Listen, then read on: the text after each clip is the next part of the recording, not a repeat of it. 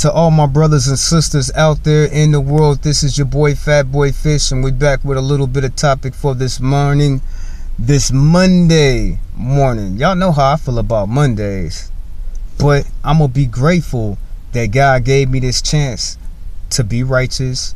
He done gave me his grace to operate in, so I'm gonna just be in love with that. Thank you, Father God. Now the topic for today is Syria.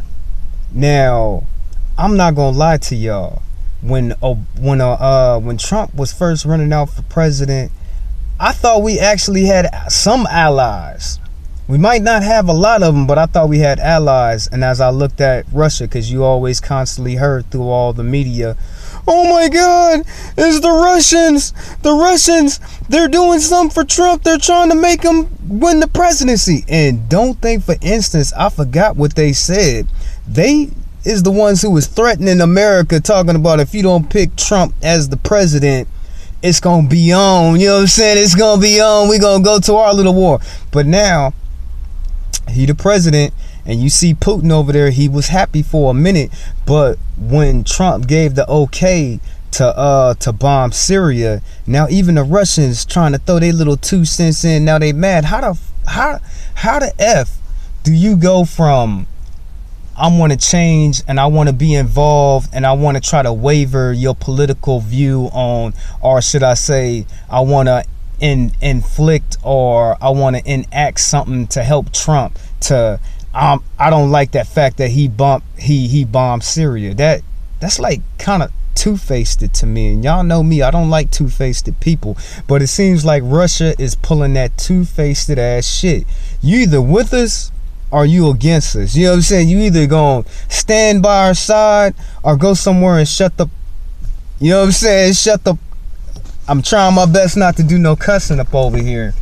But Ronald Reagan, let's pull Ronald Reagan back up in this, because as you look at Ronald Reagan, he was the first president to actually go to those countries and do something. And what the one thing about America I don't understand, why is we lifting up all of these foreign dictators and then 10 years later we want to kill them? I mean, really, we lift them up. We be like, oh man, we homies. Hey, what you need? You need some assistance? You need some bombs? You need some grenades? What you need? You know what I'm saying? You need some army tanks? You need some airplanes? And we spend all this money, y'all. I mean, we spend all this money. And in Obama, he ain't no different. Look at ISIS. Ain't he the president who lifted ISIS up? Now they are enemy. But let's go back to it though. Ever since Ronald Reagan, our presidents has always went over there, found one of them crazy ass dictators. Oh, it's you. I want you. And then they pick this crazy ass person that's known for slaughtering their own people. We prop them all the way up like, yeah, go over there. Control this. Control that. Do this. Do that. And then 10 years later, they are enemy number one. Psst. We're going to kill this motherfucker. Excuse my language, y'all, but psst. Hey, he ain't doing what he said that he was gonna do, and we gonna have to kill this motherfucker. And y'all always see that. Y'all always see our president lift somebody up over in them foreign damn countries, which we've been bombing the hell out of for the last 30 damn years. Is this the reason why the rest of the world hates us so? Is this the reason why we get terrorized in our own country by terrorists? I mean, this is a serious question that I'm asking, and as I look at what we have done and what we continue to do as far as our foreign war policies, it seems like it's all messed up and we need to cut tail and run. But I really don't see nothing changing over here in these countries, because you got a mixture of people that's stuck in their ways, they traditional ways. Then you got religion in there, you know what I'm saying? And when you go from tradition to religion, hey, you got some crazy folks.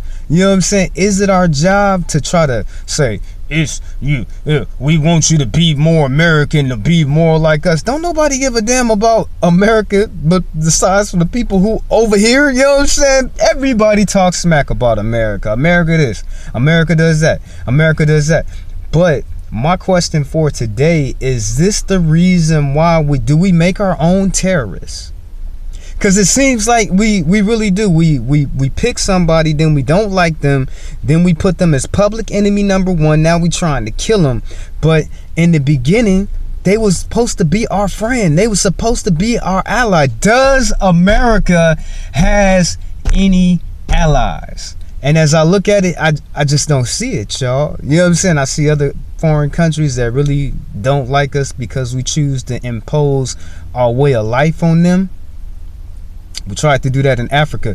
They was not having that at all. They were like, America, you can take your little foreign aid money and shove it.